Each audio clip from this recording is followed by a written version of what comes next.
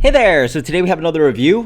This is a battle beer. Yeah, battle beer. So this is, I mean, it's literally I won't get this posted in time, but it literally is the night before Hurricane Milton in Orlando. So fingers crossed by the time you watch this, I will be alive and well and not flooded, hurricane damaged. We shall see.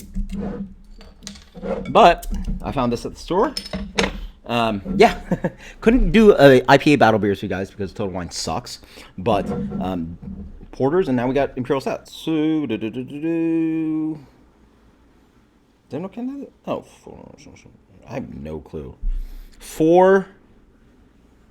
Oh, this honestly could be a year round, and this was bottled maybe in March. This is 2024. Brooklyn Black Chocolate Stout, with two obviously Imperial Stouts, and this is the winter 2024 vintage, so makes sense that it was released relatively recently. We're in October, right? And we're not doing separate glasses or blind glasses because who the hell cares? I have no preference on either of these, and yeah. So this is what I got. Honestly, I'm pretty excited because I've been loving these more, considering that before for me it was 1050 or Founders Imperial or Get Out of My Face, and I love those beers. And then these are like, they're whatever. And then those aren't available anymore. 1050 doesn't get in my market anymore. They stopped, discontinued. Sorry, Founders Imperial. So we're gonna dig into these two guys. Appearance-wise, both quite dark. Yeah, I mean, they're Imperial Stouts. Both heads look pretty much the same. I want to say this one maybe a little bit darker. Let's check out this one. Both similar ABV. Battle Beers Imperial Stouts. Yeah, I'm off for the next 2 days. At least 2-3 days. The kids don't have school for 3 days, and I'm off for 2 days. So 9 to 10. Same shit. Same smack. I'm sorry. Bitter, roasty, licoricey. A little bit of like roasted chocolate character. A toasted, black chocolate character. Like dark chocolate.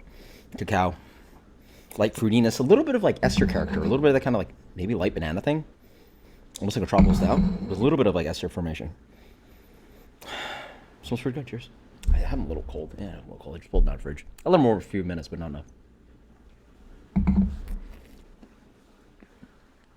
enough. Nice, creamy, smooth, bitter, roasty. I mean, this is straight Imperial Stout. It's exactly what you expect. The cool one to have up against this jam would be like Sierra Nevada Narwhal, which I, again, loved more recently. But I don't think that's in season right now. I need to see it on the shelf, so. Or it's not in season. I don't get it. Very nice, yeah.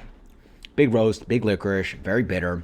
A little bit of noticeable hop character, a little bit of that kind of like green, earthy, bitter thing, but it's acrid, it's rich, it's Imperial Stout. Wow, very good, very good. A little bit of kiss of caramel sweetness in there, but like very light. It's a big boy. All right. Yeah, see, this is very different. See, this is kind of big banana character. Wow. Yeah, man, that honestly smells like a tropical stout. What's a tropical stout? The best one I can give you is probably a Lion Stout. There's some out there. There's like they're basically Imperial Stouts around like slightly lower BV, around like 7-8%. But they're made in warmer climates, and they're honestly pretty dope. If you're going locally, they're pretty dope. And Lion Stout's obviously one of my favorite beers. It was one of my favorite beers last year. But this one's very ester forward. It's very weird. Yeah, man, I don't know what they're doing to Brooklyn beers, but interesting. Okay, it's roasty too, but it's very banana-y forward. It's very weird. Yeah, see, I get the same about. I get this like charred, like overripe banana. It's almost like what's that dessert? Bananas Foster, but then like ripe bananas and then like char on them too, right? Really quite nice. A lot more subtle, not as bitter, acrid, and roasty. Medium plus a full mouthfeel. Big alcohol, lingering kind of cocoa and espresso lingering bitterness on the back end. I don't know. It's a preference. Really way more balanced in my mind. Like, just way smoother of a beer, despite that noticeable ester character. And I think most people won't even notice it anyway. But yeah, a tamer beer for for full ABV higher. Yeah, okay. So yeah, this one's definitely more jagged, edgy, way more robust, way more hoppy. That's what I noticed is a higher IBU beer. There's it's a combination obviously of like the roasted malt, but like there's just more lasting hot bitterness, a woody kind of bitterness. That's what I was looking for. Trying to say. Huh. I don't honestly know which I prefer.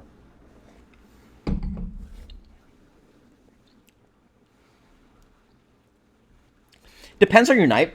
This one's definitely more smooth, more milk chocolatey, more of a. It honestly drinks more like 8%. This drinks more like 8. This drinks more like 10. But there's alcohol behind it. It's just like bigger flavors in this one. If you like a bigger, bolder, more bitter, more acrid, more hot bitterness kind of imperial stout, you're gonna go there here.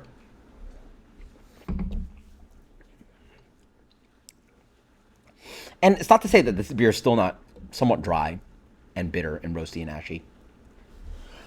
Excuse me. Honestly, I'd call. You know what? In the almost 4,000 videos of battle beers, I don't even think I have a preference here. I honestly think they're just as good. They're both.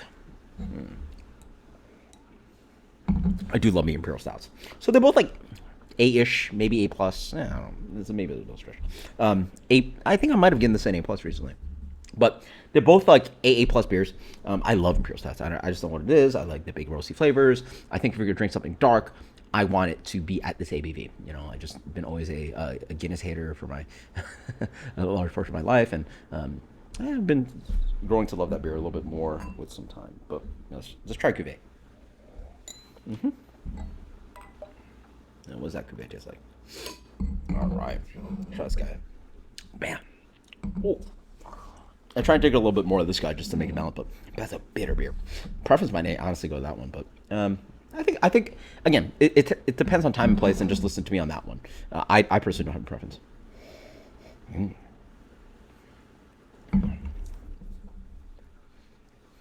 Okay. That might be more complete. So for me, the balance really obviously knocks off the edges on this guy. We still get some of the boldness, some of the bitterness.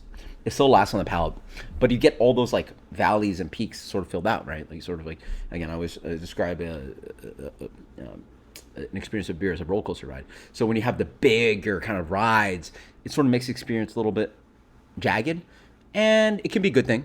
Some beers have high experiences here, high experiences on the aftertaste, you know, blah, blah, blah. This one's more mellowed out, right? Sort of like a,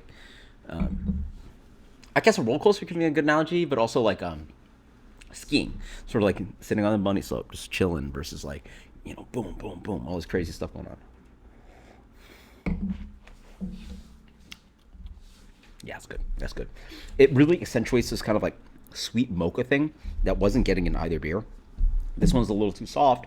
This one's a little too jagged. Now I get this kind of like mocha cappuccino thing, which is actually quite nice. So the Cuvée is actually the best. If you want a winner, the Cuvée. And I might have said that before, where it's like, I don't know what I prefer. The Cuvée is the best. The Cuvée honestly wins a lot of the time because, again, you sort of get a lot of the best of both worlds of beers that sort of have not flaws, but deficiencies in where they are great on the palate. And then when you blend the two, it just makes the beer more drinkable. You know, you're just blending flavors, and you're making everything just a little bit more just cohesive and blah blah. And that's the whole goal of like wine, but beer is a single stream kind of thing, whereas wine's like more blended. But then again, it could be stainless single tank. Whole other conversation. Fantastic. Both are very good. I recommend them. I'm not going to get better imperial stouts in my market outside of Norway, in my imagine. Unfortunately, 1050 doesn't come here anymore. Unfortunate that Founders stopped producing Founders Imperial Stout. Unfortunate that Stone, actually, I did a blind battle beers of Imperial Stouts, and the Stone Totalitarian Imperial Stout, it used to be called RIS, like just Russian Imperial Stout, stopped being produced in bombers, and they put it in 4-packs, and they stopped producing that too. So, whatever, guys. This is fantastic. This Black Chocolate Rasputin. That's a good name. Black Chocolate Rasputin is absolutely delicious. Until next time, guys. Cheers. Later.